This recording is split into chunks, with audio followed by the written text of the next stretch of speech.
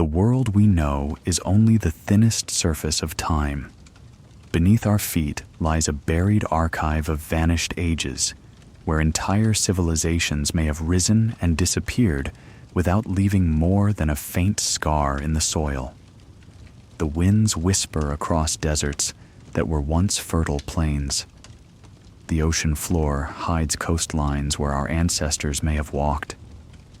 And in the silence between stars, one wonders if memory itself has been erased and rewritten. Could our myths, our legends, the stories told by firelight for thousands of years, be fractured recollections of worlds that truly existed? What is history, and what is merely a shadow of history, half remembered and almost lost? Tonight we descend into that silence, into the mystery of Earth's forgotten ages. Before we begin, allow yourself to slow down, to breathe with the rhythm of deep time. If these explorations of humanity's ancient paths and the enigmas that shaped our species speak to you, I invite you to walk further with us. Support this journey by sharing it, by subscribing, by keeping the fire of curiosity alive. It ensures that together we continue searching into the unlit corridors of the past. The world at the edge of the Pleistocene was not a gentle place. It was a landscape carved by advancing glaciers, a realm where winds blew sharp with ice, and where fire was not merely warmth, but life itself. Across these vast and unforgiving plains, our early ancestors moved in fragile groups, each footstep pressed into the earth as though the land itself might swallow them whole. They were small against the immensity of their surroundings, bands of Homo sapiens clinging to each other in the shadows of towering beasts, their survival dependent on memory, instinct, and the stories carried in the dark. There was no guarantee of tomorrow. The earth shifted and roared without warning, rivers overflowed and froze, and predators with teeth like ivory sickles prowled the forests and plains. Yet it was in this crucible that something remarkable stirred: the human capacity to endure, to imagine a path forward when the night was longest and the cold was most merciless. Every fire they struck against stone was an act of defiance, a statement that they would not be extinguished. The crackle of flames became not just heat, but a heartbeat in the darkness, a fragile pulse against oblivion. Picture a small clearing in the endless expanse of wilderness, where snow drifts lean against the trunks of pines and smoke threads upward into a sky scattered with stars. Around the fire, men and women crouch close, their faces painted by shadow and light. Children cling to their elders, wide-eyed at the sounds beyond the flickering circle, and owls cry, the distant crack of ice, the prowling footfalls of something unseen. This fire is a fragile world within a greater and more hostile one, and it is guarded with reverence. For if the flames die, the night wins. Hunger was a constant companion. The great herds of aurochs, mammoth, and reindeer moved across the plains like rivers of flesh, but to reach them meant risk. To hunt was not merely to take, but to gamble with life itself, for the hunters too might be hunted. Imagine the moment when a small group of men, cloaked in furs, emerge from the tree line onto a frozen field where mammoths graze. Their breath steams in the air, their spears sharpened by fire. They move silently, but the beasts are enormous, their tusks curling like crescents of the moon, their hides thick against winter. One misstep, one surge of panic, and the hunters become prey beneath thunderous feet. Yet hunger drives them forward, and so courage is born out of necessity. Each success meant survival, not only for the hunter, but for the entire band. The meat fed the bodies, the hides clothed the children, the bones became tools, and the memory of the hunt became a story, told and retold around the fire. These stories were not entertainment. They were survival manuals encoded in myth, teaching the young how to read the world. This is where the mammoths move when the rivers freeze. This is how you walk when the wind carries your scent. This is what the bones say about the coming season. Every tale was a map, every gesture a code passed from one fragile life to the next. But survival was not only physical. Beneath the daily struggle was something deeper, something that seems almost miraculous, the capacity to wonder. In the long silences between hunts, when the fire crackled low and the stars spun endlessly above, humans asked questions. What was the light in the sky that rose and fell? Why did the sun return after so many days of darkness? Where did the dead go when their eyes no longer opened? In these questions was the seed of all that would follow: religion, philosophy, art, and science. The urge to survive created the conditions, but the urge to understand created humanity itself. Consider the caves, deep beneath limestone hills where flickering torchlight revealed walls alive with color. In those ancient chambers, far from the daylight, early humans painted bison, horses, and mammoth with ochre and charcoal.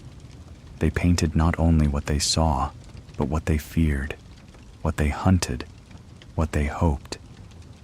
These were not mere decorations. They were spells of survival, attempts to bind the chaos of the world into something that could be grasped, remembered, and passed on. Each handprint pressed against the rock was both a claim and a prayer. I was here. I endured. Remember me. Silence was also a teacher. Imagine walking with one of these bands across a frozen plain where the crunch of snow beneath feet is the only sound for hours. The horizon is endless, the sky hard and pale. In such silence, every sound is magnified: the crack of distant ice, the rustle of a predator moving unseen, the call of birds above. In silence, humans learn to listen, to map the world with ears as well as eyes. The rhythm of survival was written in these sounds, guiding the steps of those who walked between death and endurance. It is easy to imagine them as desperate, clinging to life without rest, but the truth is more layered. There was laughter. There was song.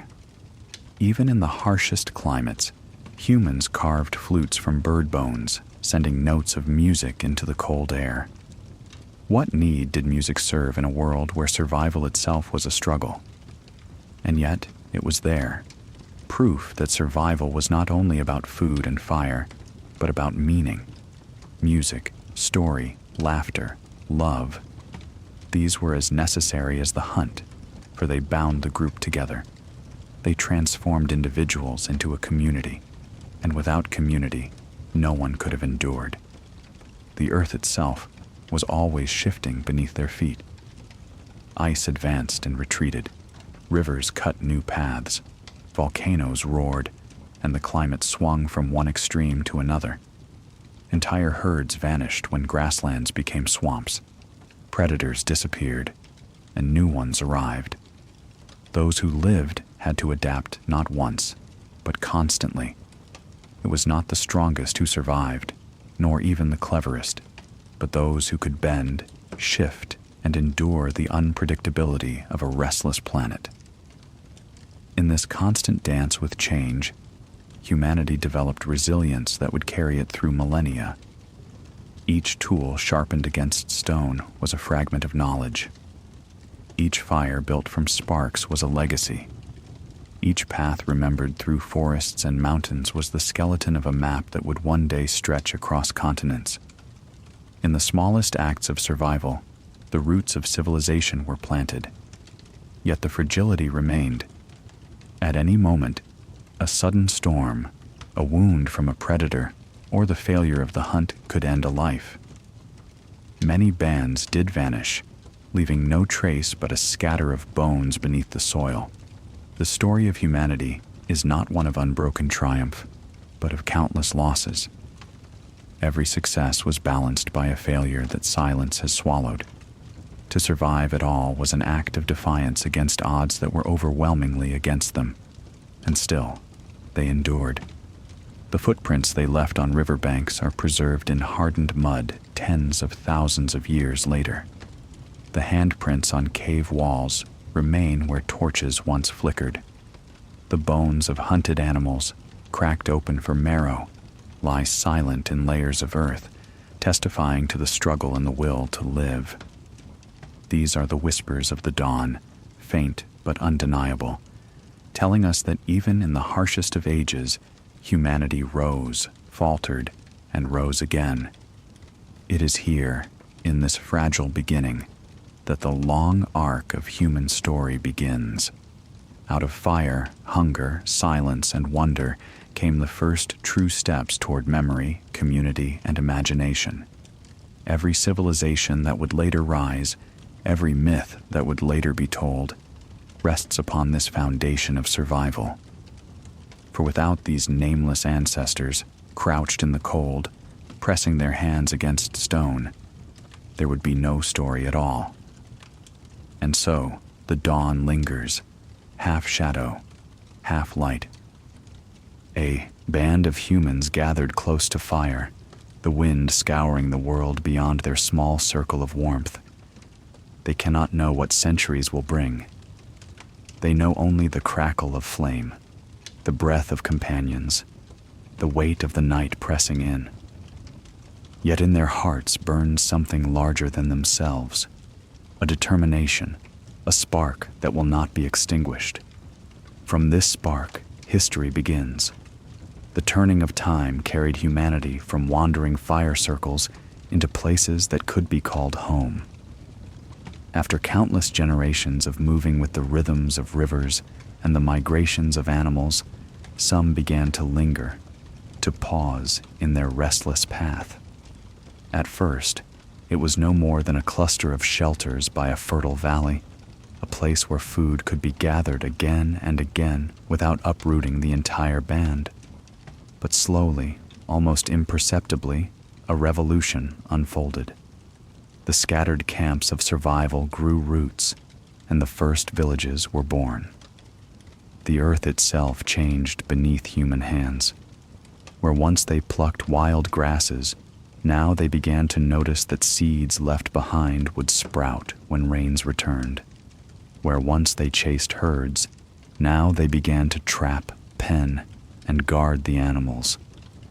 Agriculture did not arrive in a single moment, but through countless small experiments, discoveries, and mistakes. A woman scattering husks near her shelter might notice the green shoots weeks later. A man protecting a lamb might discover that its wool and milk could serve beyond its flesh. These quiet recognitions gathered like threads until they wove a new pattern of life. The village was the first architecture of memory. Stones were piled into circles, mud was shaped into walls, and fire pits became permanent. Smoke no longer rose only from wandering camps, but from the same hearth each day, spiraling into the sky like a sign of endurance. The earth bore new marks, footpaths trodden into soil, refuse heaps forming the first layers of archaeology, graves where the dead rested near the living. For the first time, generations could remain in the same place, their lives layered atop each other like soil upon soil. Picture a cluster of huts built from wattle and daub, their walls smeared with clay, their roofs thatched with reeds. Chickens scratch in the dust between doorways.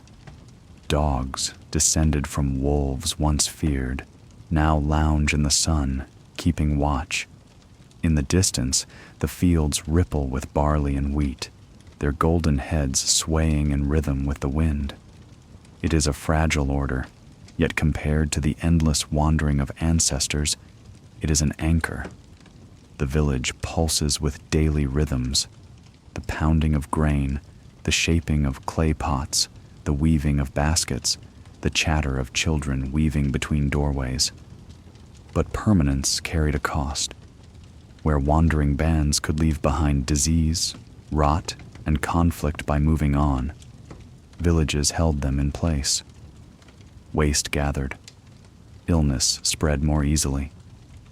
Disputes over land, food, or memory festered where once a disagreement could be dissolved by walking away. To settle was to bind not only to soil, but to each other, and that bond could both nurture and suffocate. Yet still, people stayed because the earth fed them, and the cycle of hunger grew less merciless. With villages came new dimensions of memory. No longer was knowledge only passed by voice at the fire. It was inscribed in the very shape of the land. Fields demanded calendars, the marking of seasons, the observation of stars to predict rains. Crops demanded cooperation. Planting, tending, and harvesting were labors of the many, not the few. In this cooperation, ritual was born. Festivals at the harvest, ceremonies for planting, songs to honor the rains. These were not luxuries, but ways of binding the community to the rhythm of the earth. Time itself became cyclical, a wheel of seasons rather than an endless wandering. Death, too, changed. Nomadic groups might leave their dead behind, returning only by chance to their resting places. But in villages, the dead lingered among the living. Graves were dug near homes or beneath them. Ancestors became permanent presences, their memory bound not only to story, but to the soil itself.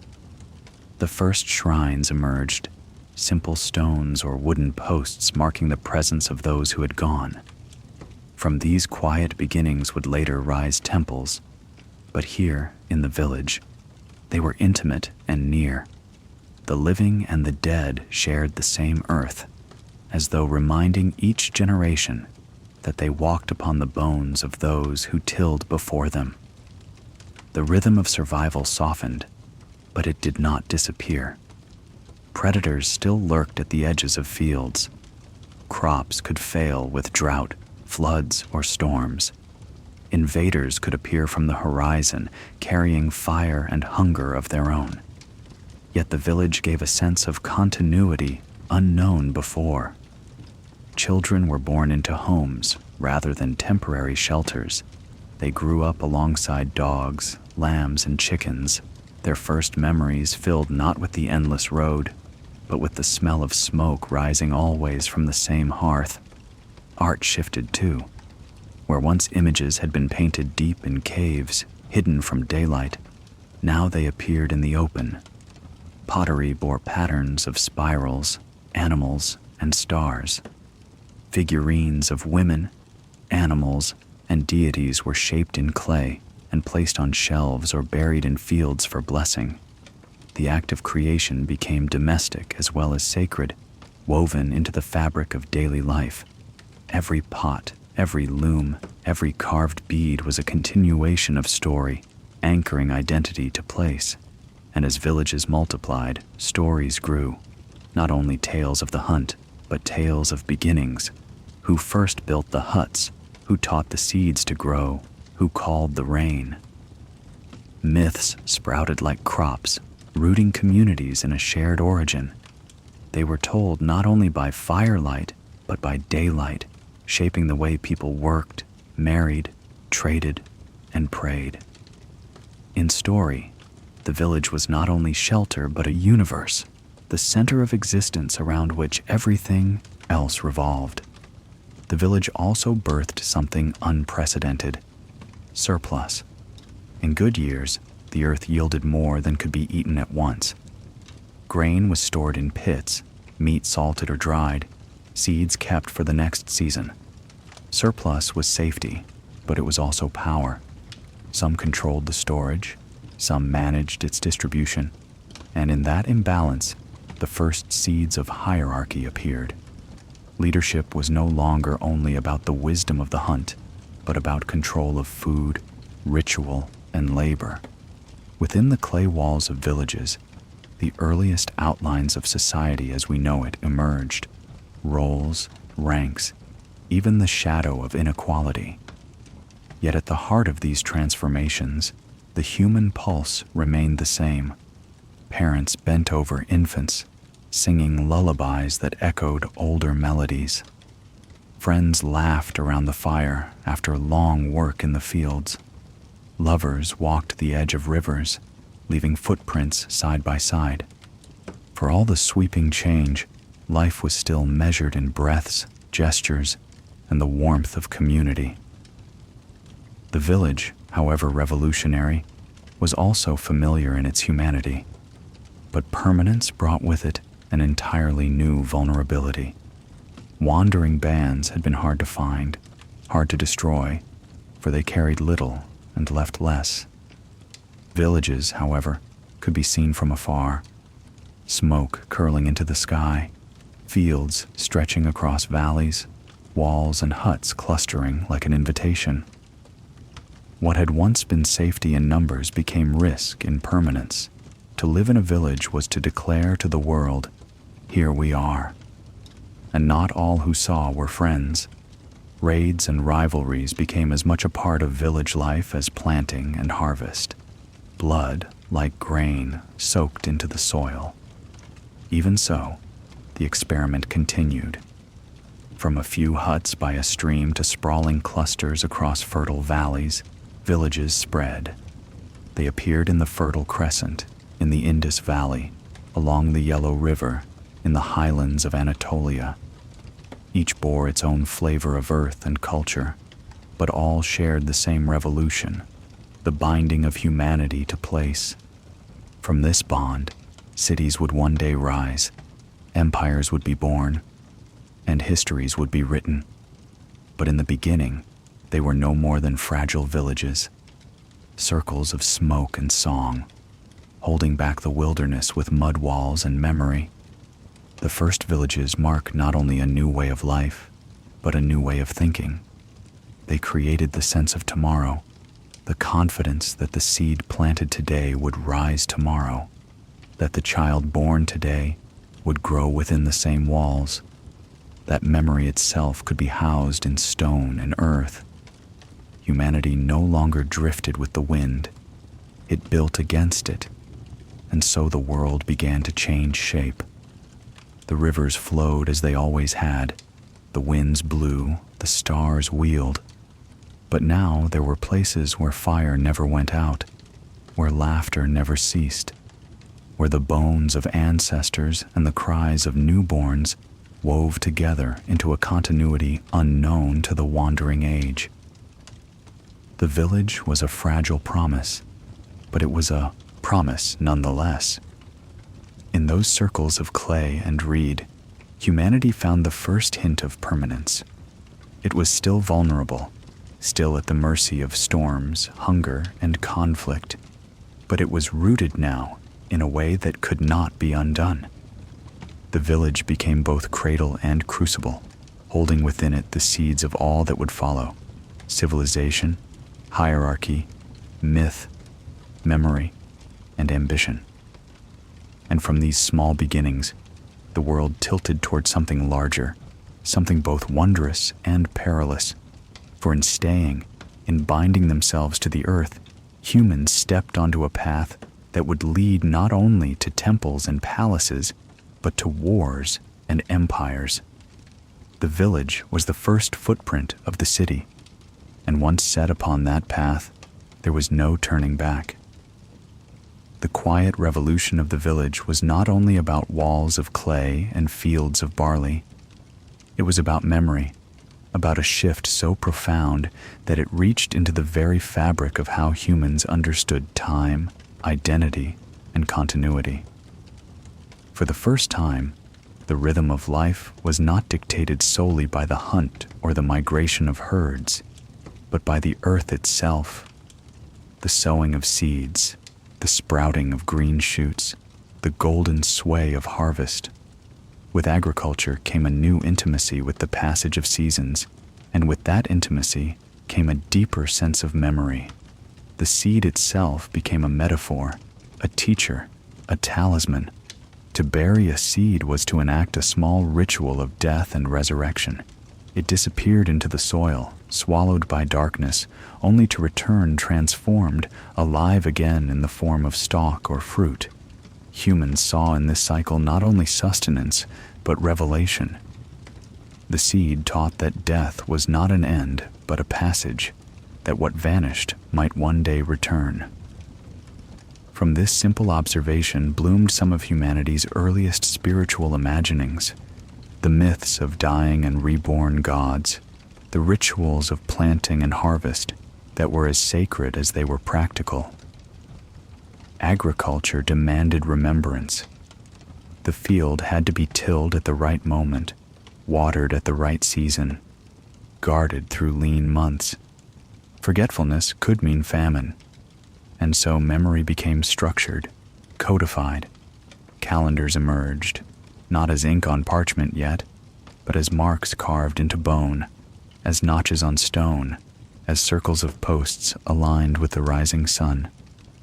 Across the world, people began to measure time, not as an endless flow, but as a cycle that could be anticipated and prepared for. The heavens became a clock, and humanity became its attentive student.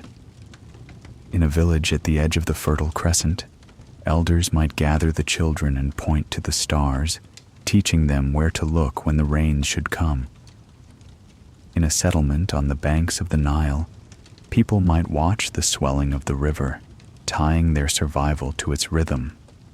Everywhere, the seed bound humans to cycles larger than themselves, and through those cycles, they found meaning.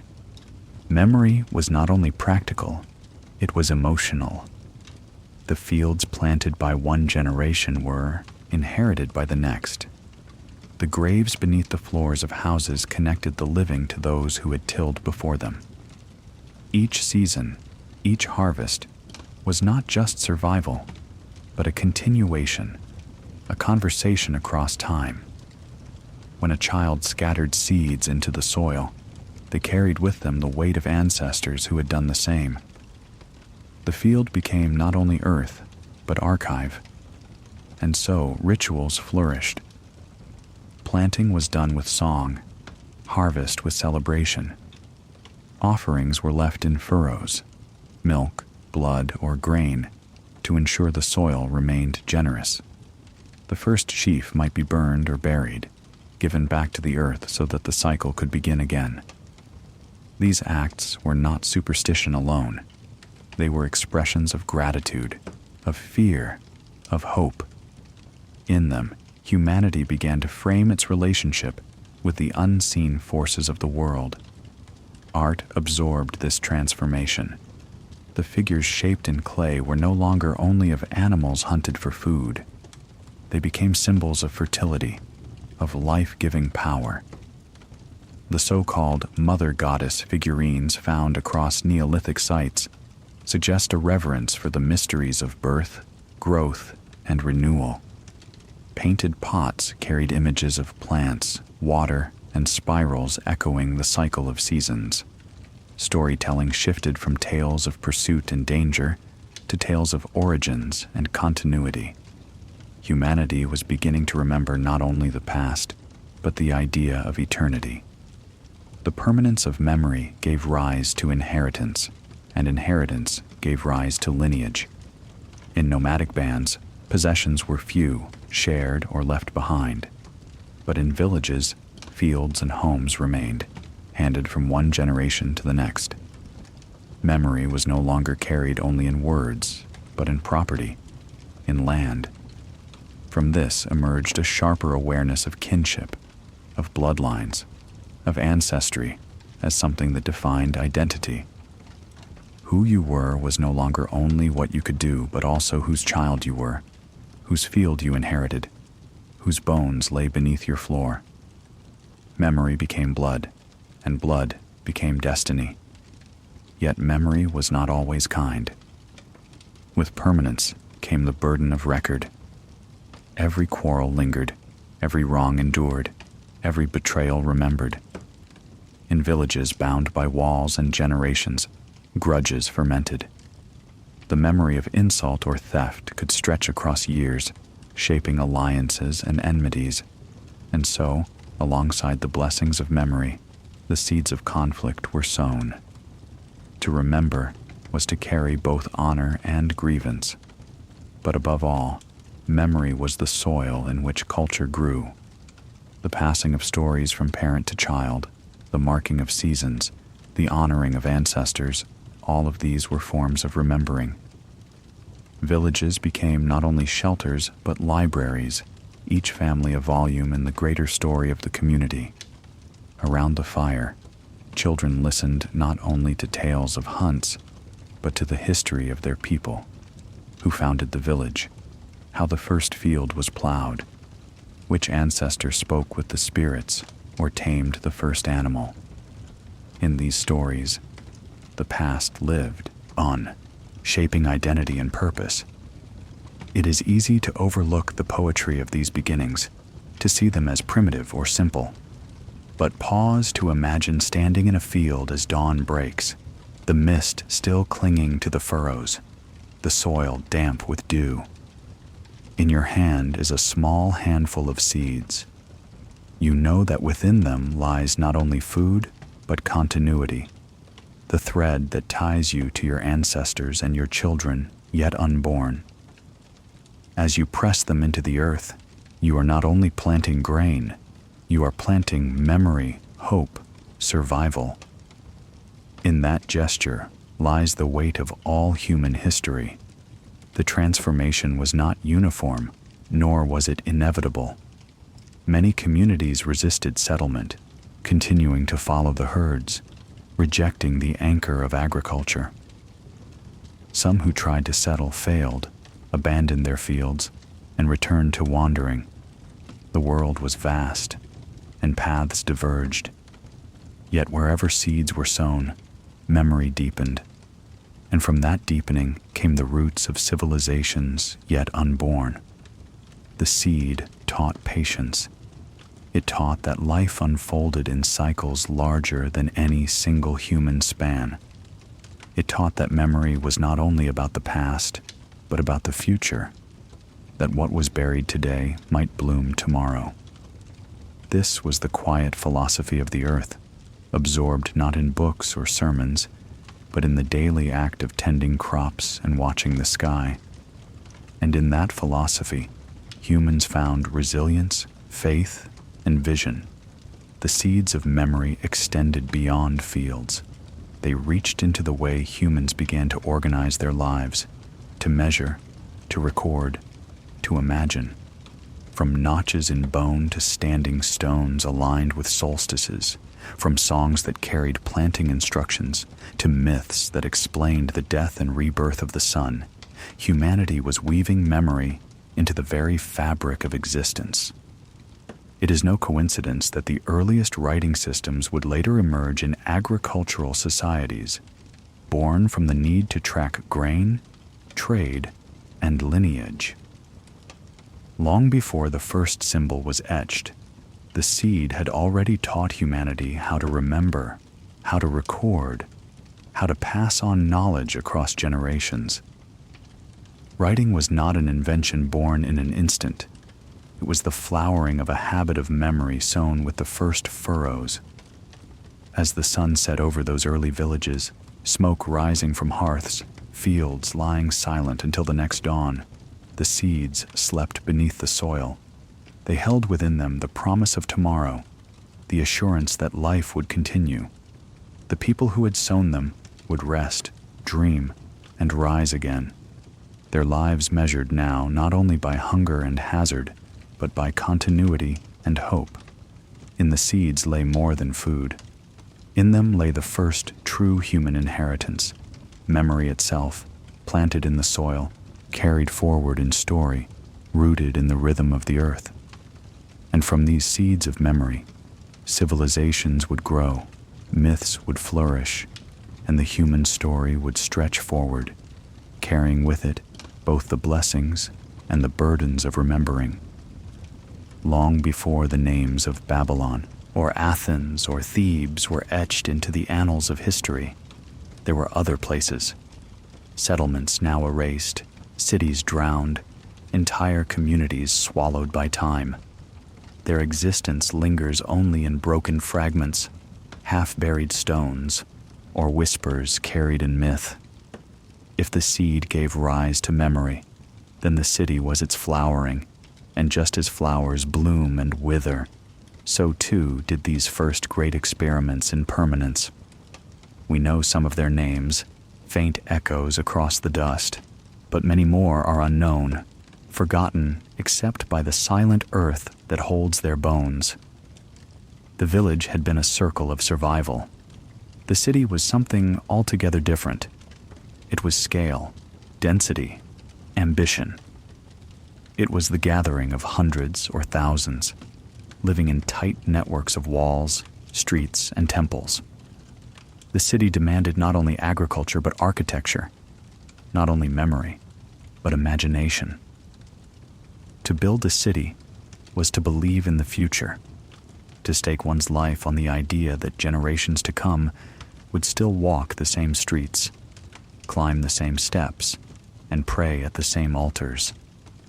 But the future is a fragile promise, and many such places were abandoned long before their vision could be fulfilled. Consider Çatalhöyük in Anatolia, often called one of the world's first cities.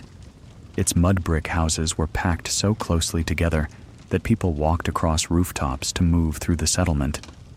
Within those walls, life unfolded in layers.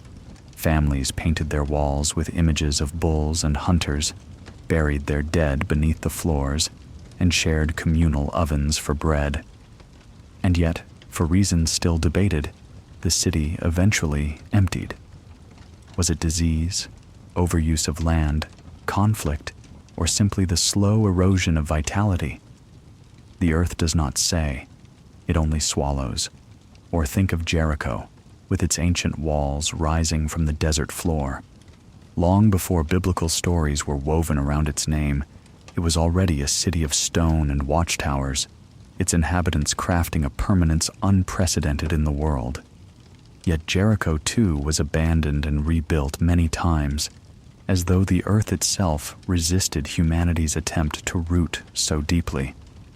It stands as a reminder that cities are fragile organisms, born from hope, but undone by forces that lie beyond human control. And there are cities even older, hidden beneath the waves. Off the coast of India, in the Gulf of Khambat, sonar scans revealed structures submerged far below the surface. Some argue they are natural formations. Others insist they are ruins of settlements drowned when sea levels rose after the last ice age. Whether true or illusion, the idea captures a haunting possibility that whole cities once stood on coastlines now lost, their walls reduced to silence beneath the tides. If so, then the ocean is the largest library of vanished civilizations, its shelves filled with stories we will never read. We should not underestimate the power of flood to erase. Around 12,000 years ago, at the end of the Younger Dryas, ice sheets collapsed, rivers swelled, and seas surged upward. Shorelines retreated, drowning the very places where early humans had clustered.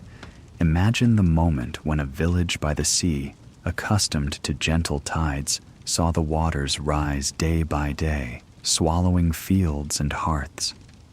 What stories were told as families abandoned their homes? What legends were born of loss so total that only myth could contain it?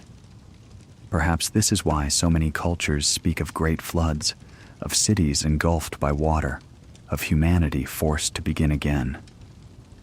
Atlantis is the most famous of these stories, first written by Plato as a parable of hubris and fall.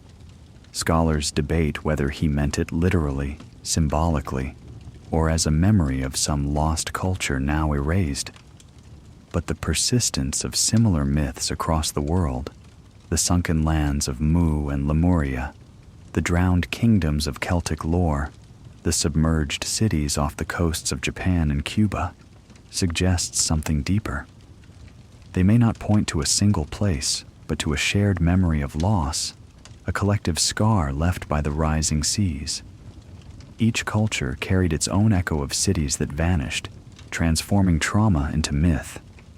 On land, too, silence spreads over ruins. In Central America, the Maya built cities of stone that soared with pyramids, plazas, and observatories. For centuries they thrived, but by the time Europeans arrived, many of these cities were swallowed by jungle, their temples overrun with vines. The reasons for their decline remain debated: drought, warfare, exhaustion of resources. What is certain is that for generations, whole cities lay hidden, their existence unknown to all but the trees. To walk among those ruins today is to feel the weight of silence pressing against every stone, as though the jungle itself remembers more than we ever will. Closer to the heart of Eurasia, the Indus Valley civilization flourished with cities like Harappa and Mohenjo-Daro, carefully planned with streets, drains, and baths. Their orderliness suggests a society of remarkable sophistication. And yet, by 1900 BCE, these cities were fading, their streets emptying, their walls collapsing. No conquerors were recorded, no great fire preserved their end. They simply unraveled, their memory nearly erased until archaeologists uncovered them millennia later. The disappearance of such complexity reminds us that civilization is not an unbroken ascent, but a fragile equilibrium easily undone. Every vanished city carries with it a warning. To build is to believe, but the earth is not always patient with our dreams. Droughts arrive, rivers shift course, volcanoes erupt, trade routes collapse, and often, humans themselves undo their own creations through conflict, greed, or neglect. The ruins scattered across the world are not only relics, but lessons, that permanence is an illusion, that even the greatest walls will crumble, that silence is always waiting. And yet, these vanished cities live on, not in brick or stone, but in memory and myth. And the people who once walked their streets may be gone, but their stories ripple forward, transformed by generations into legend. The line between archaeology and folklore blurs when silence fills the gaps, and so the ruins become more than ruins. They become symbols, warnings, mysteries. Perhaps that is why we feel such awe when standing among ruins today. To place your hand on a weathered wall in a city long abandoned is to touch the edge of someone else's dream. It is to feel the breath of lives once vibrant, laughter once loud, rituals once solemn, now reduced to silence. In that silence we hear our own fragility, our own impermanence. Cities may vanish, but their echo becomes part of us. And so, the earth carries its buried archives. Çatalhöyük, Jericho, Mohenjo-Daro, Tikal, forgotten harbors swallowed by seas, unnamed villages erased by shifting rivers. Some are rediscovered, others remain hidden, and countless more are gone forever. But their memory lingers in myth, in ruins, in the quiet hum of unanswered questions. The vanished city is both absence and presence, absence in stone, presence in story. It reminds us that human ambition is always shadowed by impermanence, that to build is to risk loss, and that loss itself may become the foundation of myth. For every city we know, there are countless we will never name. And in that silence, we are reminded that history is not only what survives, but also what is forgotten. The ruins stand as thresholds between memory and oblivion, inviting us to wonder, how many other cities once thrived, only to vanish without a trace? How many Atlantean echoes lie beneath waves, beneath deserts, beneath time itself? From vanished cities, the human story takes a darker, more mysterious turn. For if entire civilizations could disappear, what else might have been lost? Entire ages, entire histories erased? The whispers of Atlantis, Lemuria, and other drowned lands invite us deeper into the question of whether myth itself could be memory. And it is here, at this shadowed threshold, that we step into the realm of stories too vast to prove, too resonant to dismiss. When cities vanish, when floods sweep away fields and temples, when fire reduces homes to ash and silence claims the streets, what remains is not only ruins. What endures, more resilient than walls or monuments, is the story. Myths are humanity's oldest maps, guides that do not chart rivers or mountains with precision, but that trace the contours of memory and meaning across generations. They carry warnings, encode observations, and preserve events in forms that bend and shift with time, yet still point back to origins long obscured. Every culture has such maps. They are drawn not in ink but in words, carved not on stone tablets alone, but in the rhythms of voice, in song and story, in ritual repeated until it becomes tradition. The flood myths of Mesopotamia, the deluge of Noah in the Hebrew scriptures, the drowning of Atlantis, the submerged, kingdoms in Celtic lore, the inundations remembered by indigenous peoples in the Americas and Oceania, all echo one another. They speak of waters that rose, of lands swallowed, of survival by a chosen few. Could it be coincidence that so many peoples remembered a world reset by water? Or do these myths preserve memories of real catastrophes, rising seas at the end of the Ice Age, sudden storms, rivers bursting their banks and reshaping whole landscapes? In Mesopotamia, the Epic of Gilgamesh preserves one of the oldest written versions. A hero warned of an oncoming flood who builds a vessel and carries the seeds of life to safety. Thousands of miles away, in the highlands of Peru, the Inca spoke of a flood sent by Viracocha, from which only a handful survived in caves. In Polynesia, tales speak of waves that swept islands clean. The details differ, but the pattern is clear. Water as both destroyer and purifier, ending one age and beginning another. Myth becomes map, guiding memory toward the lesson that nature's power can sweep away the mightiest of human creations. But not all myths are of water. Some are of fire, cities consumed in punishment for hubris, mountains that spat ash and darkness across the sky. The Greeks told of Phaethon, who lost control of the sun chariot and set the earth ablaze, a myth that may echo memories of meteor strikes or volcanic eruptions.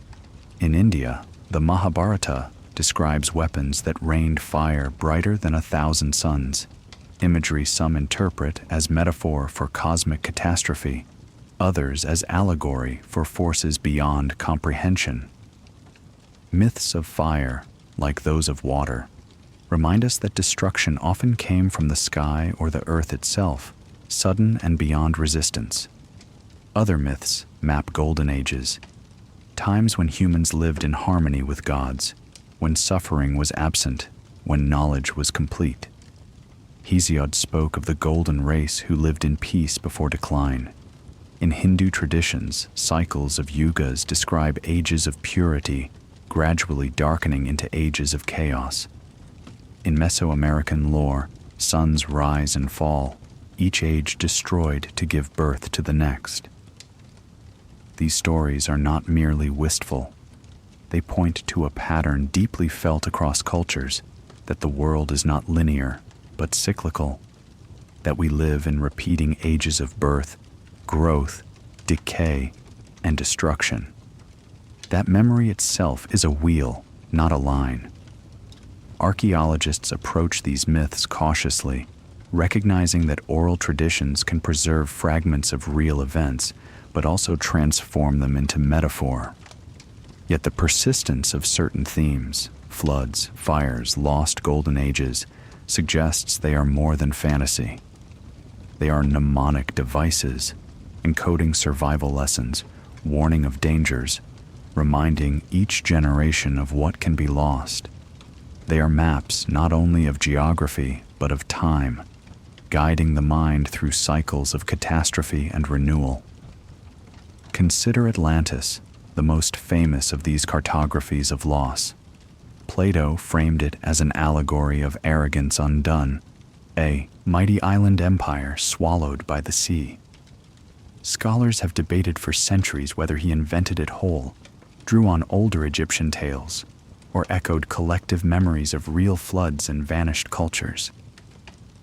Whatever its origin, Atlantis became more than a story. It became a symbol of all lost worlds, a name for the intuition that human history may be deeper, more fragile, and more fragmented than the official records suggest. Atlantis is less a place than a compass, pointing always toward the mystery of what lies hidden beneath waves and sands.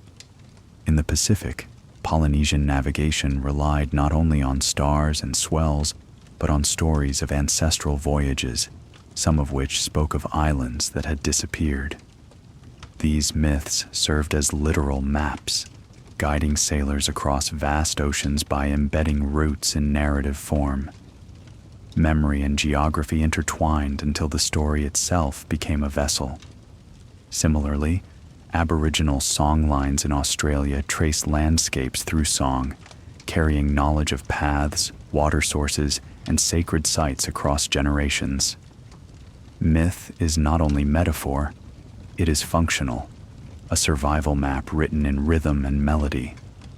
The blending of myth and memory extends to celestial stories. The constellations we recognize today were once maps of time and warning. Orion's rising might signal the season to plant, the Pleiades the moment to harvest. Myths about stars and their movements encoded astronomical knowledge into narratives that could be remembered and transmitted. A child may not memorize a calculation, but they would remember the story of a hunter chasing 7 sisters across the sky. In myth, science and survival found a common language. Yet myths are more than encoded data. They are also mirrors, reflecting human fear and longing. They transform catastrophe into narrative, giving shape to the shapeless. A flood that swept away everything might otherwise be unendurable, but in myth it becomes a cycle, an act of gods, a story with meaning. Through myth, humanity bore the unbearable, turning loss into lesson, erasure into memory. Myths are maps not only of external landscapes, but of internal ones, charting how we make sense of chaos. Still, the question lingers. What if some myths are not only metaphor, but memory? Could flood myths preserve eyewitness accounts of sea levels rising after the Ice Age? Could tales of fire in the sky preserve the memory of comets or volcanic eruptions? Could golden ages recall real but forgotten civilizations erased by time and catastrophe? Archaeologists are cautious, but the possibility remains tantalizing. Myth may be exaggeration, but exaggeration often begins with a kernel of truth, and so we listen to these stories not as fanciful distractions, but as possible maps to hidden chapters of our past. They may not guide us with the precision of compass or chart, but they point to mysteries that archaeology alone cannot fully explain. They suggest that humanity has always carried fragments of forgotten ages encoded in song, legend, and ritual, waiting for us to recognize them not only as imagination, but as memory. To walk among ruins is to see the absence of stone. To listen to myth is to feel the presence of memory. Together, they form a double map, one etched in silence, the other in story.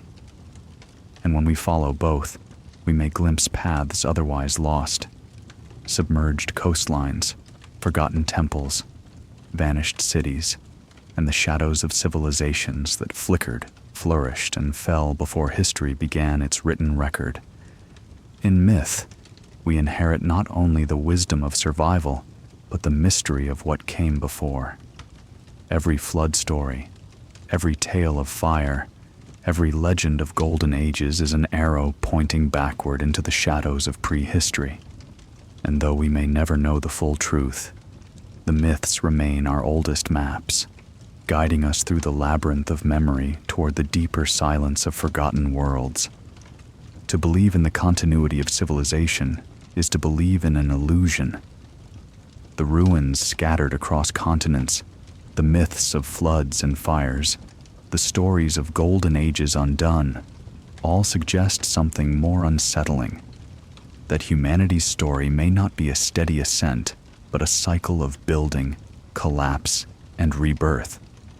This is the essence of the Great Reset hypothesis, the idea that the past is not one long, unbroken line, but a spiral of beginnings and endings, civilizations rising from the soil only to vanish, leaving behind faint traces that whisper of forgotten worlds. The archaeological record is patchy, fragmented, incomplete. For every monumental city unearthed, countless others remain buried beneath silt, forest, or sea. For every piece of pottery recovered, there are entire cultures lost to erosion or fire. Archaeologists speak of the missing record, the millennia for which evidence is scarce. It is in these gaps that the Great Reset hypothesis takes root, asking whether humanity has begun again more than once, whether cycles of catastrophe and renewal are older than we dare to imagine. The end of the last ice age offers a striking example. Around 12,000 years ago, the Younger Dryas abruptly ended, temperatures soared, glaciers melted, and seas surged. Entire landscapes changed within a few centuries. Coastlines advanced inland by miles, drowning valleys and plains where humans had once lived. In this great reshaping, villages and perhaps even cities were swept away, their memory preserved only in myths of floods. Some scientists suggest that a comet impact or massive volcanic eruptions may have triggered this sudden shift. Others argue it was part of Earth's natural rhythms. But whatever the cause, the result was a reset, a wiping clean of vast areas of human habitation. Could advanced societies have been erased in this moment? Mainstream archaeology insists no, that while humans were ingenious hunters, gatherers, and farmers, no evidence exists of lost high civilizations before Sumer or Egypt. Yet the Great Reset hypothesis asks us to consider how fragile evidence truly is. Wood rots, metals corrode, fabrics vanish. A city built of timber might leave little more than faint discolorations in soil. A coastal settlement swallowed by the sea might remain hidden beneath sediment forever. What we know is limited not by what once existed, but by what survived. Myths lend fuel to this speculation. The flood stories, the tales of vanished golden ages, the idea of civilizations punished by gods or undone by hubris. Could these be cultural memories of real resets? When Plato spoke of Atlantis, he described not merely a city, but an entire world erased in a single day and night. To dismiss this outright is to assume memory cannot last across millennia. Yet oral traditions have preserved astonishingly precise details of landscapes, star patterns, and natural disasters. Aboriginal Australians, for example, carry stories of coastal features that were last visible more than 7,000 years ago, before rising seas submerged them. If such memories can endure, why not the memory of whole civilizations undone? The hypothesis stretches further. Some point to anomalies, megalithic sites like Göbekli Tepe in Turkey, built over 11,000 years ago, with intricately carved pillars arranged in circles, predating agriculture as we traditionally understand it. Why would hunter-gatherers construct such vast ceremonial sites unless they carried with them traditions of something greater? Others highlight ruins, like those at Pumapunku in Bolivia, where massive stone blocks appear shaped with precision, difficult to reconcile with known tools. Mainstream scholars argue for patience and context that these sites reflect ingenuity within their own time. But those who lean toward the reset idea wonder whether they are remnants of knowledge from earlier ages, fragments of civilizations lost in catastrophe. The Great Reset hypothesis does not claim certainty. It thrives in ambiguity. It is not proof, but possibility, born from the silence between known chapters of history.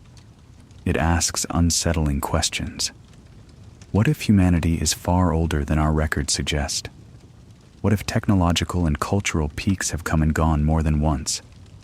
What if memory itself is a palimpsest, overwritten each time the earth convulses and civilizations crumble? To consider resets is also to reflect on fragility. Imagine, for a moment, if all of today's world, its skyscrapers, satellites, highways, and digital archives, were undone in a single catastrophe. How long would our memory endure? Within decades, forests would reclaim cities. Within centuries, iron would rust, glass would crumble, plastics would fracture. After 1,000 years, little would remain except stone, and after 10,000, even that would be faint. To future archaeologists, would our existence look inevitable and dominant? Or would it vanish into gaps of silence, leaving only myth? If so, why not imagine that this has already happened, that we are not the first, but only the latest to climb this fragile ladder? The cyclical vision is not confined to myth or speculation. Many ancient cultures framed time itself as a wheel. Hindu cosmology describes vast cycles of creation and destruction, yugas repeating endlessly, civilizations rising and falling in cosmic rhythm. The Maya conceived of ages of suns, each destroyed in catastrophe before the next began. The Stoics spoke of eternal recurrence, the universe burning and renewing itself.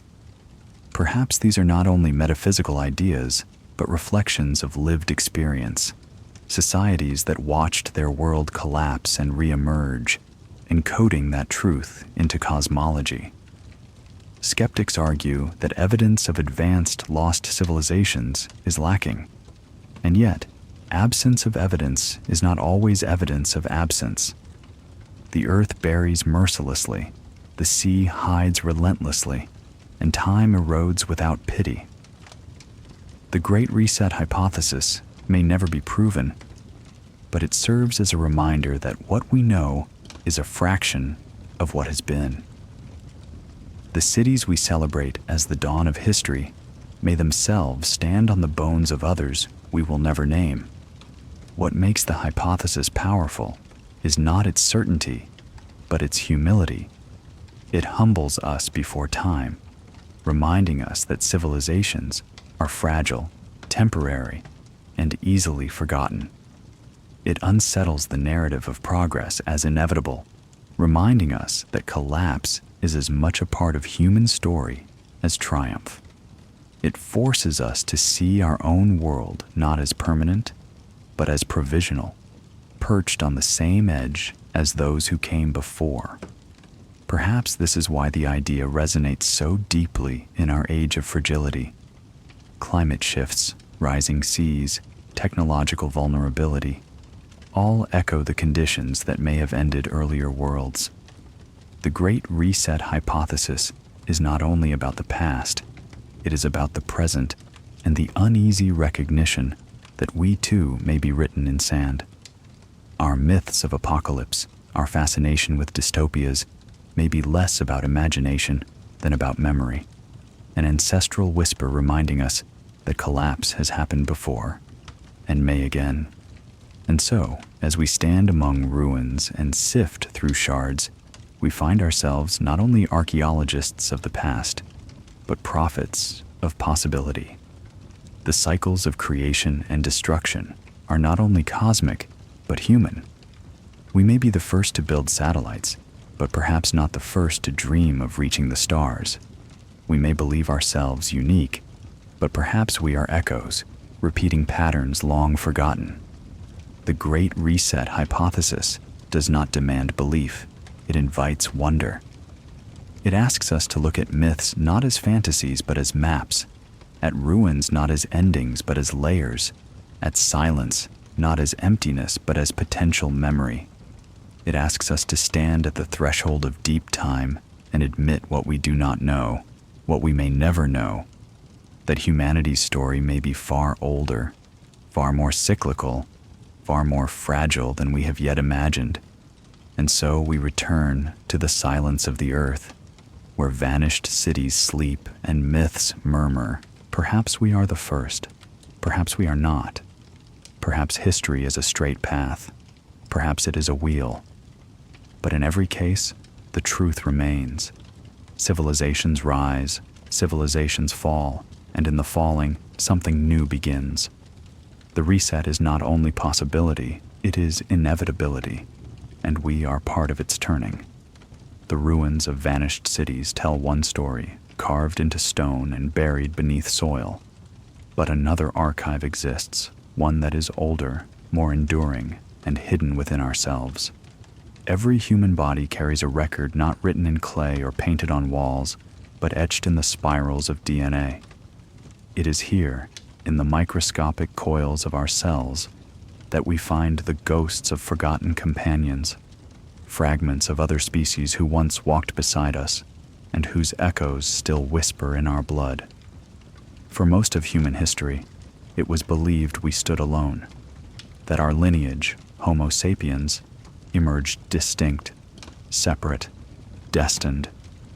But the bones unearthed from caves and valleys, and the genetic traces now read with quiet precision, tell another story. They tell of a world once crowded with relatives, Neanderthals in the forests of Europe and Western Asia, Denisovans haunting the mountains of Siberia, Homo floresiensis dwelling on islands, Homo naledi deep in African caves. Ours was never a solitary path. We walked in chorus, accompanied by others, some larger, some smaller, some with faces strangely like our own, yet different enough to seem like reflections in a shifting mirror. The Neanderthals were the first to be recognized. Their bones, discovered in the mid-19th century, revealed a species both alien and familiar, brow ridges heavier than ours, bodies built for cold, tools sharp and deliberate. For decades they were cast as brutish shadows, the cavemen of imagination, but evidence has steadily rewritten that tale. They made fire, shaped tools, buried their dead, perhaps even painted caves and sang, and though they disappeared some 40,000 years ago, they did not vanish entirely. Modern genetics revealed that their blood still runs in us. Most non-African humans today carry between 1 and 2% of Neanderthal DNA, fragments of ancient unions in cold valleys and forested plains. The Denisovans were more elusive, discovered not by sight, but by molecule. A fragment of finger bone, a few teeth from a Siberian cave, and suddenly another branch of humanity emerged. Their physical form remains largely unknown, but their genetic signature is written in millions of living people. Populations across Asia and Oceania carry Denisovan DNA, including adaptations that help Tibetans breathe in thin mountain air. Their ghosts linger not in story, but in breath itself, shaping how we survive. And there are still others, unknown humans whose presence is traced not in bones, but in anomalies in our DNA. Scientists speak of ghost lineages, ancient hominins whose bodies are lost, but whose genetic whispers remain. We carry their shadows without knowing, their names, proof that our family tree is less a line than a tangled forest, with branches that touch, break, and graft together in ways we are only beginning to understand. What does it mean that we are hybrids, mosaics, composites of vanished kin? It means that humanity is not pure, not isolated, but a chorus of ancestors. Every face you see today carries fragments of faces long gone. In our cells, we carry echoes of embraces on frozen plains, of children born between different kinds of humans, of unions that may have been rare but were profound enough to change us forever. And yet, the silence of their disappearance is heavy.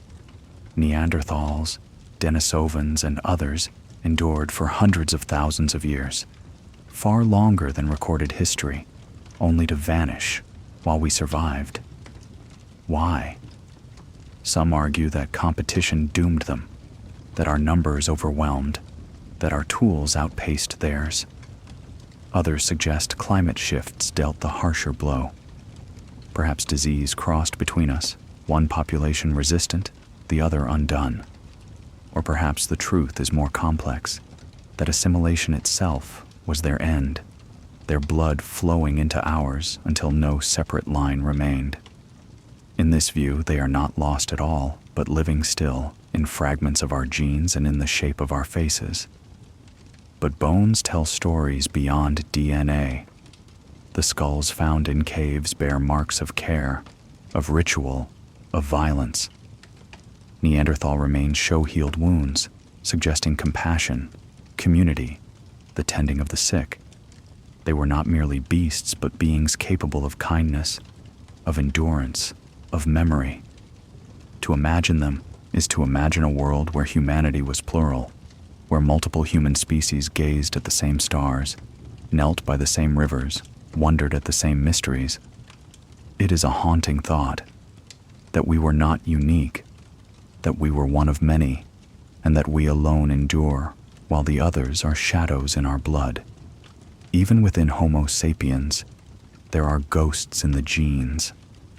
Ancient migrations carried people out of Africa, across deserts and rivers, through ice and storm, leaving descendants in every corner of the earth. Each of us is a tapestry of these journeys, carrying maps within ourselves that trace back tens of thousands of years. The lines of DNA link us to hunters in Siberia, to gatherers in Africa, to seafarers in Polynesia.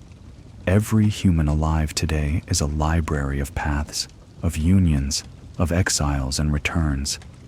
The bones of our ancestors sleep beneath every landscape, but their voices live on inside us. The genetic record has also revealed how fragile survival can be. Studies suggest that humanity once dwindled to numbers shockingly small, perhaps only a few thousand individuals in some bottlenecks of time. That we endured it all is a kind of miracle. To carry the weight of billions of lives today from such fragile beginnings is to recognize how precarious the thread of existence has always been. Our genes hold the memory of survival through near extinction, of resilience against odds that should have erased us.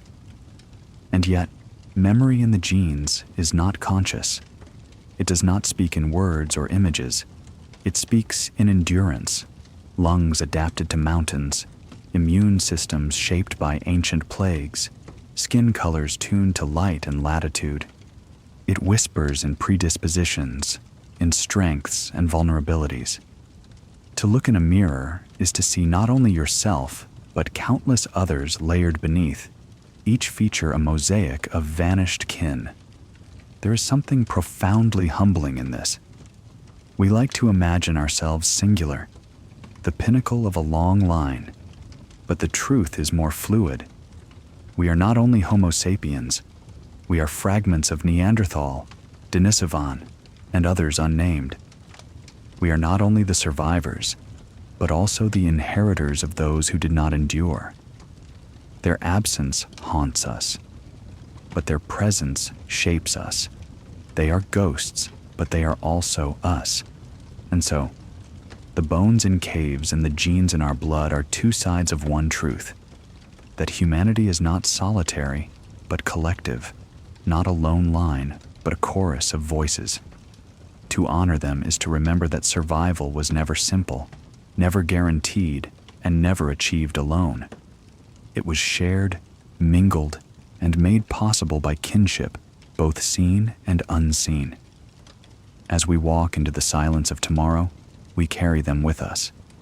The Neanderthals who painted caves, the Denisovans, whose blood gave us lungs for the mountains, the unnamed lineages whose faces we will never know. They live in us, though we rarely acknowledge them, though their names are forgotten. They are the ghosts in our genes, the shadows in our breath, the echoes in our blood.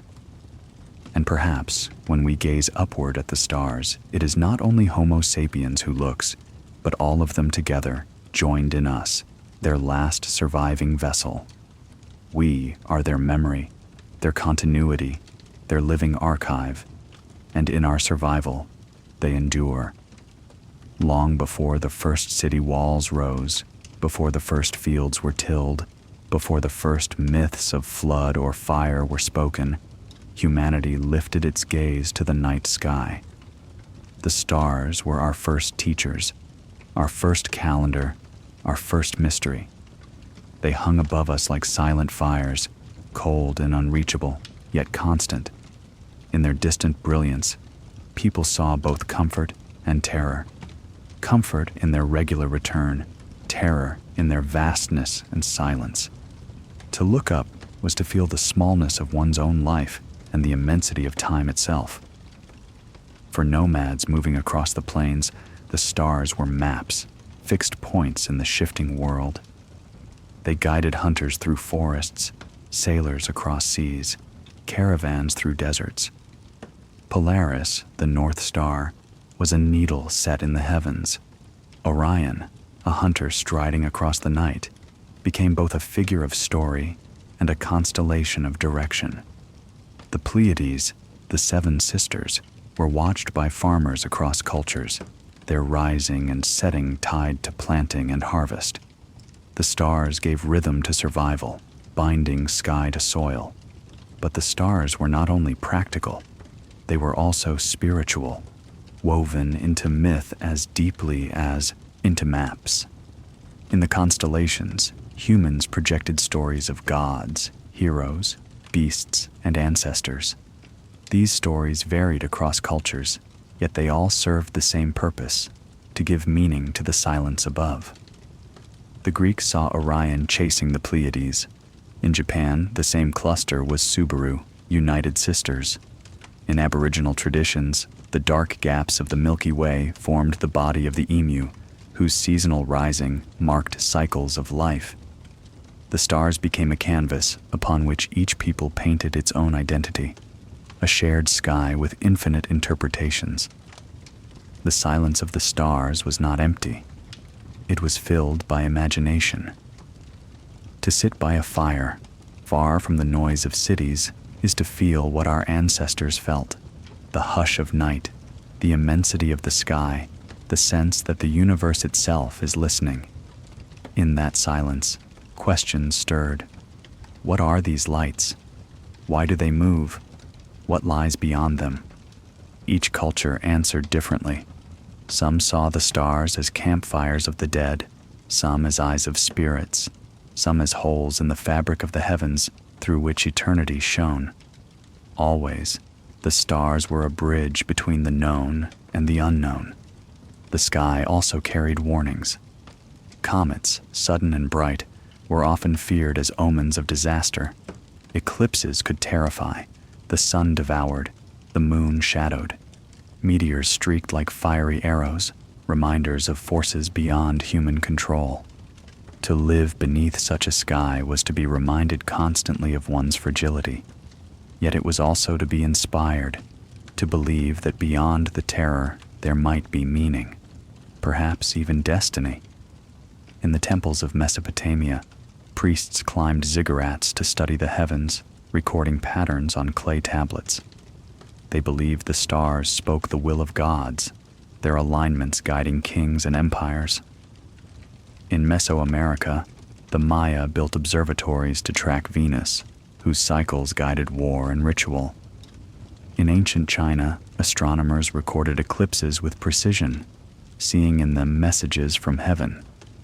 Everywhere, the stars were treated not only as objects of curiosity, but as voices of power, oracles in silence. Yet for all the stories, for all the meanings, the stars never answered. They shone, indifferent, burning across gulfs of space so vast that their light reached us only after traveling for centuries, sometimes millennia.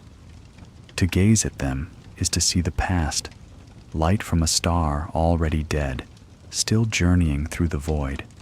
The stars are both present and absent, both eternal and already gone. In this paradox lies their haunting power. They remind us that the universe is larger than our comprehension, that time itself is deeper than our imagination. It is tempting to wonder whether myths of gods descending from the heavens, of beings walking among mortals, might be distorted memories of ancient contact. Some suggest that the legends of star people, sky cities, or fiery chariots might be echoes of encounters with intelligences beyond Earth. Mainstream science remains skeptical, pointing, instead, to the natural power of imagination and the universality of skyward longing. Yet the possibility lingers, persistent as the stars themselves, that humanity has always looked upward, not only with wonder, but with memory. The stars also became humanity's first mirror. To see constellations was to impose order upon chaos, to trace familiar shapes in the infinite. It was a way of saying, we belong here too. In Orion, we saw the hunter we knew. In the Pleiades, the sisters we cherished. In the Milky Way, the great river or path we traveled on Earth. By naming the sky, we made it part of us. The silence became less alien, more kin, but the deeper mystery remained. Why is the universe so silent? If the stars are so numerous, if the heavens are filled with worlds beyond counting, where are the voices, the signals, the companions? The question haunts us still, but it is not new. Even in antiquity, people asked whether the heavens were populated, whether gods or spirits or other beings dwelled among the lights. Some prayed to them, others feared them, but always the silence returned. It is the silence that makes the stars eternal, indifferent, unmoved by human story. And yet, the silence is not empty, for in it lies the weight of possibility. When we look upward, we see not only what is, but what might be. The stars remind us that we are small, but also that we are part of something vast. They invite us to imagine, to reach, to dream of futures as yet unwritten. The silence of the stars is an unfinished sentence, and humanity has always sought to complete it with story, with myth, with exploration. To lie beneath a star-filled sky is to feel the same awe as those who painted caves, who built temples, who sang to the heavens. The continuity is unbroken. The stars we see tonight are the same our ancestors saw tens of thousands of years ago. They guided them, inspired them, terrified them. They remain unchanged, while entire civilizations have risen and fallen beneath their light. The stars are the longest witnesses of our story, silent, patient, eternal. And perhaps that is their message, that civilizations vanish, that myths transform, that even species fade, but the stars endure. That to look upward is to touch the deepest continuity we have, a link not of blood or land, but of wonder. That in the silence of the stars we glimpse not answers, but questions that sustain us. The stars are maps, mirrors, mysteries. They are the canvas upon which we write our fears and hopes, our losses and longings. They are the silence against which our voices echo. And in that silence, humanity has always heard both terror and promise. From the stars, the human story stretches outward, into speculation, into mythic futures as well as forgotten pasts. The silence above becomes a stage upon which we imagine not only where we came from, but where we might go. And in that imagining, we remain as our ancestors once were, fragile figures by the fire, gazing upward, waiting for the stars to speak.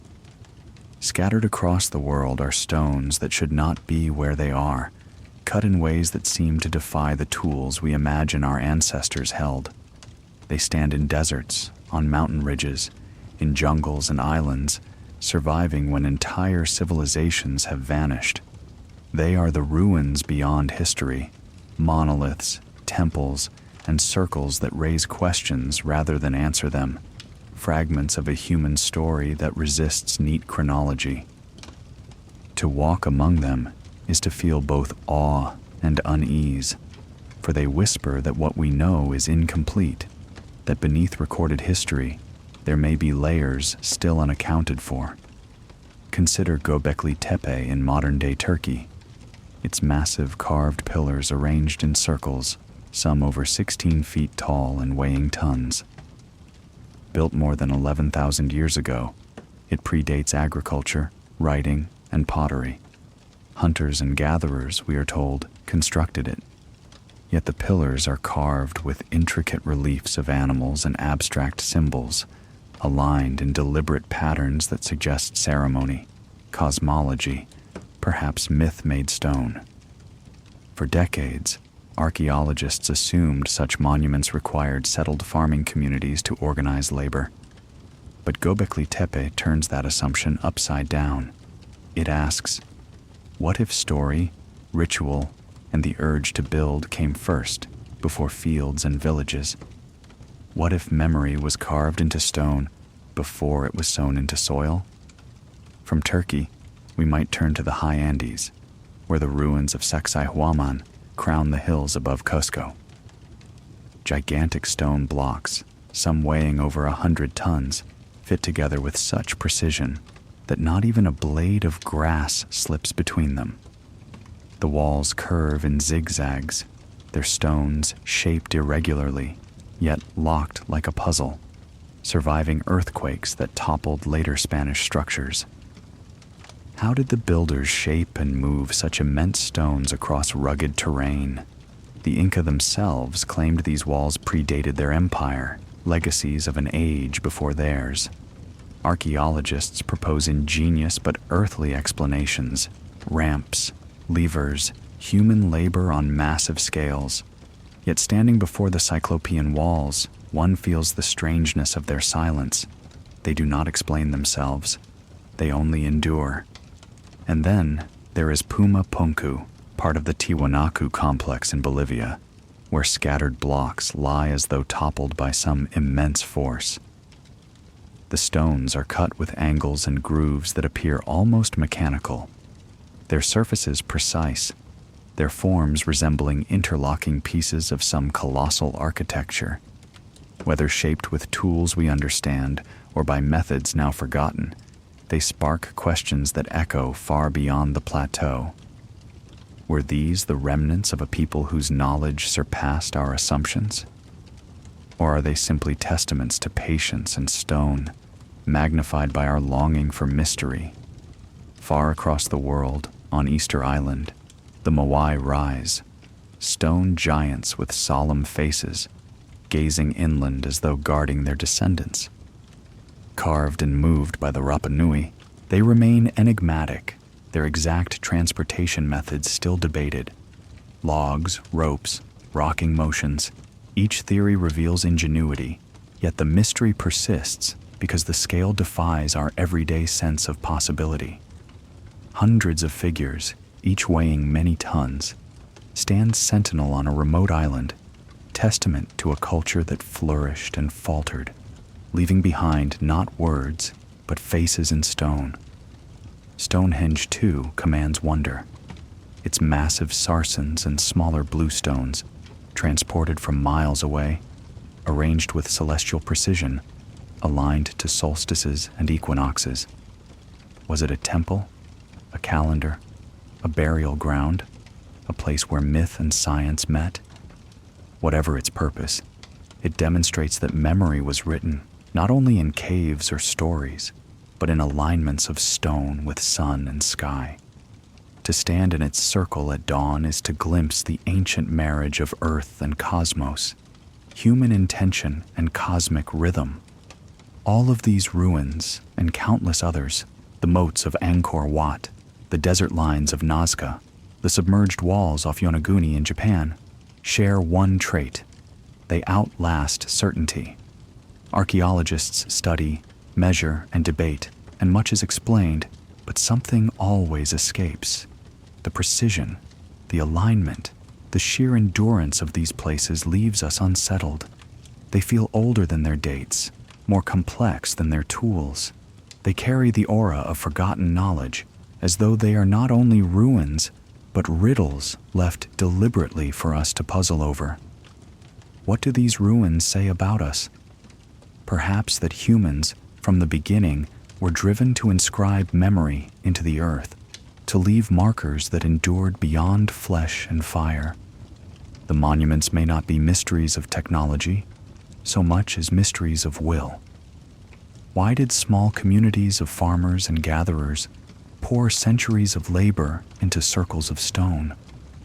Why did empires move mountains to build walls that would outlast them? Why did islanders, isolated in the Pacific, carve giants to watch their shores? These are not only feats of engineering, but acts of defiance against time, declarations that memory would stand even when stories faded. Yet there is another possibility, that these ruins hint at layers of humanity's past we do not fully understand. What if knowledge rose and was lost, not once but many times? What if civilizations reached further than we imagine, only to collapse, leaving behind fragments too enigmatic to place neatly in our timelines? This is the allure of the ruins beyond history, that they may be not only monuments, but survivors of resets, echoes of forgotten ages. The myths entwined with these places reinforce this sense. Atlantis haunts the imagination, but so do local traditions. The Inca claiming the walls of Sacsayhuaman were older than their people.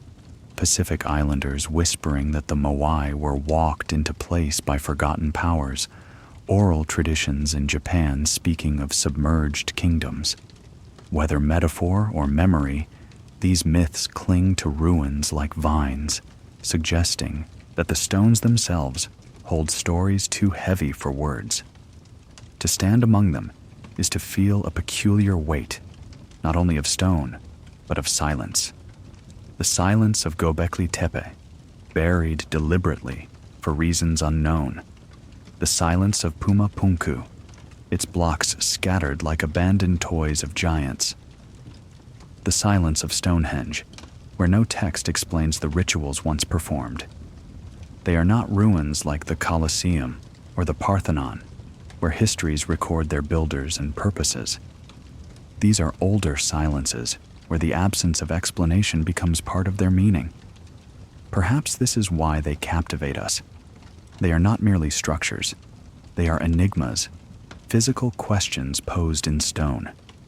They remind us that history is porous, that what we know is incomplete.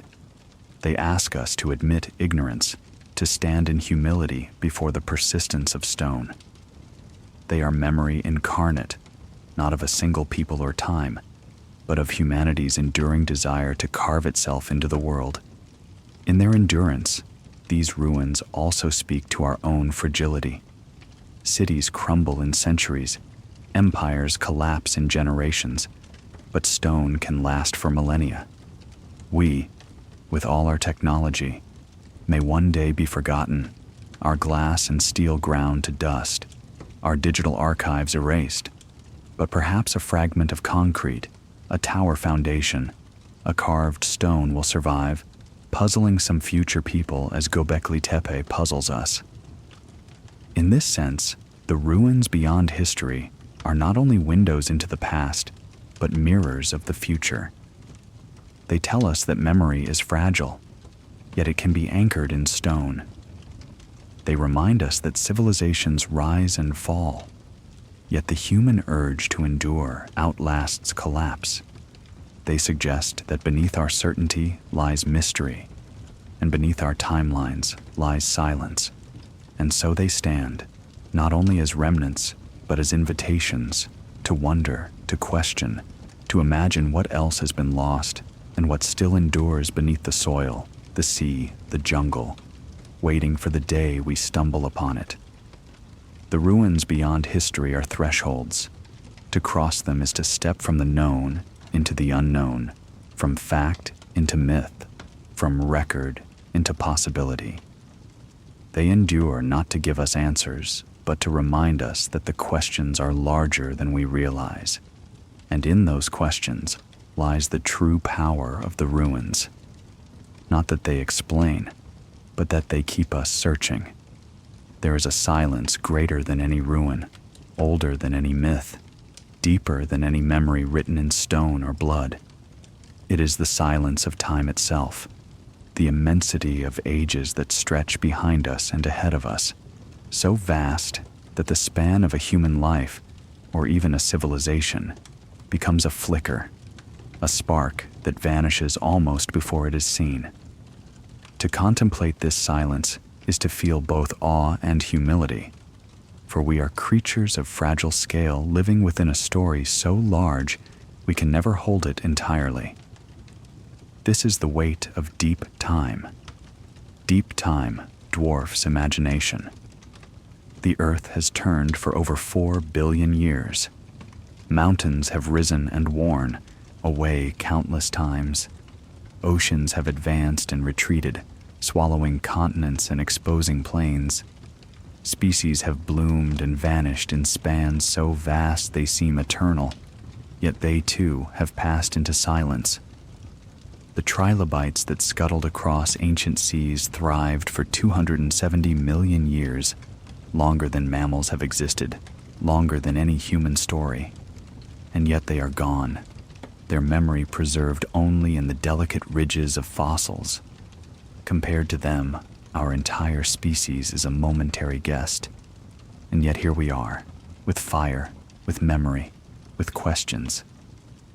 We stand on the edge of this vastness and ask what it means. We carve our names on stones, write our words on paper, burn our signals into space, as though defiance could anchor us against the tide of time. We build cities of glass and steel, monuments of concrete, believing they will last forever. But deep time reminds us that forever is not ours to claim. Stone crumbles, seas rise, forests return, even mountains bow eventually to wind and rain. The ruins we marvel at, Göbekli Tepe, Stonehenge, the pyramids, the walls of Sacsayhuaman, are themselves young against the scale of time. They are moments, recent experiments in memory, fragile compared to the billion-year-old strata beneath them. Deep time renders all human history, the rise of agriculture, the flowering of empires, the fall of cities, as the briefest of seasons, a whisper between glacial breaths. And yet, within that whisper, there is meaning, for it is not the length of time we command, but the depth of presence we bring to it. A human life may be a flicker, but it is a flicker that sees, that feels, that wonders.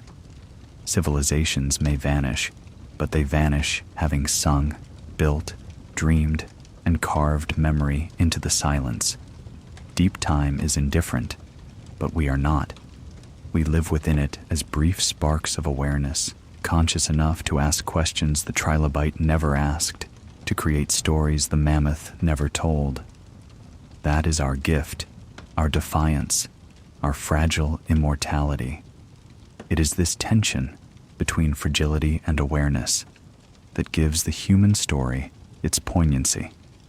We are creatures of bone and breath, destined to pass, yet we are also dreamers, shaping myth and meaning. We know we will not endure forever, and yet we imagine futures among the stars, cities on other worlds, legacies carried beyond the reach of Earth. Perhaps those dreams will fade like others before them, or perhaps they will become the next chapter of a story deeper than we can yet see. Deep time also teaches humility. The cycles of extinction remind us that dominance is temporary.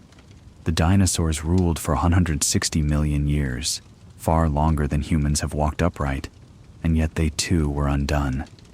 The earth endured before us, and it will endure after us. This is not despair, but truth, that we are part of a larger story, not its authors alone. The weight of deep time presses on us not to diminish us, but to remind us of proportion, of balance, of responsibility. To live within such vastness is to live with reverence, to know that every act ripples into a continuum larger than ourselves. And perhaps this is why myths, ruins, and memory matter so deeply. They are our attempts to anchor ourselves within the immensity. A cave painting in France, a stone circle in Britain, a song carried across generations. These are not merely relics. They are defiant flames, gestures of continuity. They say, "We were here, we saw, we felt." They are humanity's way of answering the silence with presence, of leaving behind something that speaks even when the voice is gone.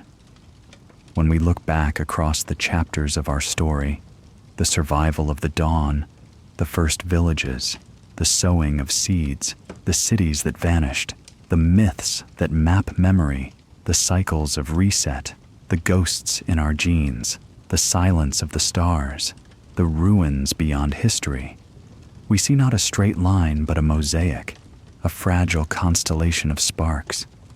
Each spark burns briefly, but illuminates something larger. Courage in the face of hunger, imagination in the face of night, wonder in the face of silence. These sparks are not meaningless.